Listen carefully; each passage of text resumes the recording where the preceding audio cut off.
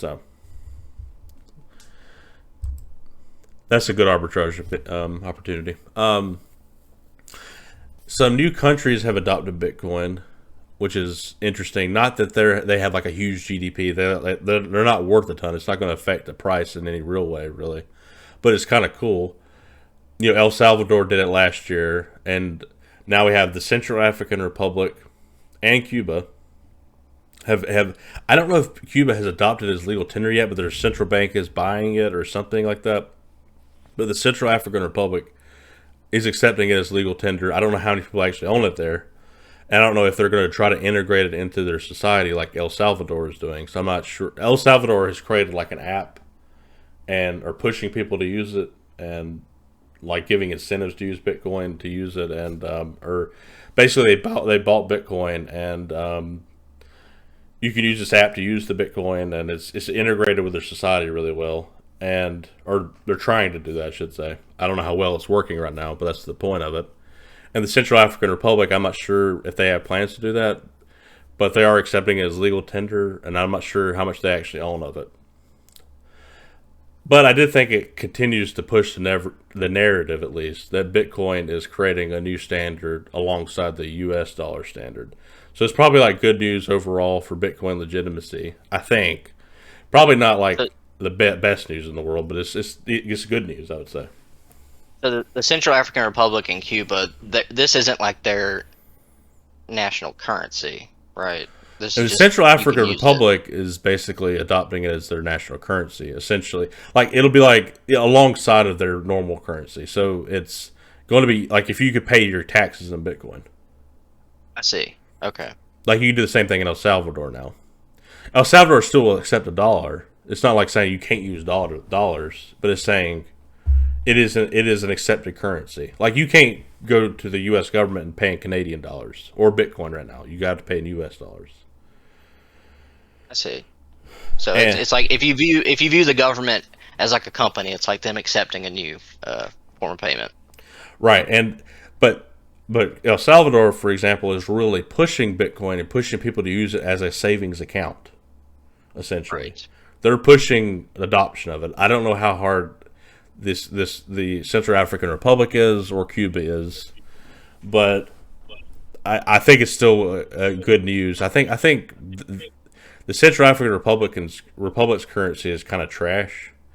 So I think they're thinking if they can get this adopted, this will help people, and it also should help them too if they actually will put every dollar that just everything they can put into it would be probably a good thing considering they're kind of a destitute country, Yeah, I mean any country that has just awful currency, like adopting Bitcoin just makes sense. It would only be beneficial. Every time I put a dollar in Bitcoin, that benefits them. Every time an institution in the United States puts money into Bitcoin, that benefits everybody who uses it in Africa and El Salvador. Right. I mean, whereas before you're in a closed system in your country, and now you're using a global currency.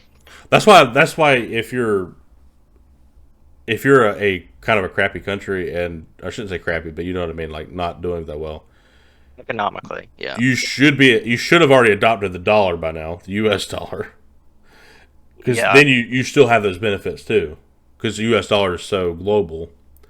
But Bitcoin, I think, is just like the U.S. dollar at this point on steroids. Yeah, it's just far superior, at least in my view, than the dollar is, and but I think that'll prove out over time even more so.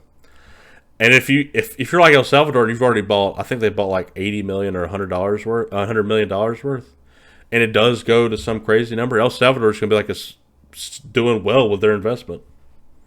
Yeah, and that'll help their country out. So I think it's a good thing for, at least in my opinion, for countries that aren't doing so well to put at least some of their treasuries into Bitcoin, because it could go up and really help them long term. I just thought it was kind of interesting. It didn't do anything, like the price action didn't do anything. I think it's actually gone down, but we're in a bear market now, so I don't think. Somebody was saying, since we're in a bear market, good news does nothing, bad news is terrible, And in a bull market, it's the opposite. Good news does a lot, and bad news does nothing.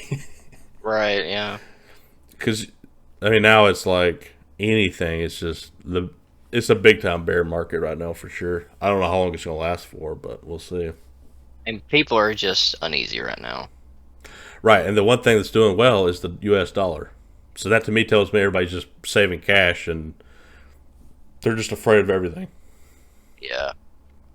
Which that makes And you can't sense. really blame them. No, Yeah, that makes sense. it is a tumultuous time for sure. But at some point, like would you just save cash and not do anything with it? I mean, I don't even get that. Yeah. I mean, it's only gonna lose its value. Yeah, I think it's kind of silly. But did you have anything else you want to talk about? That was all I had. I don't think so. Yeah, that's about all I got. All right, well, that's all we got this week. Thanks for joining us. If you watched all the way through, we appreciate it. Please like, comment, and subscribe.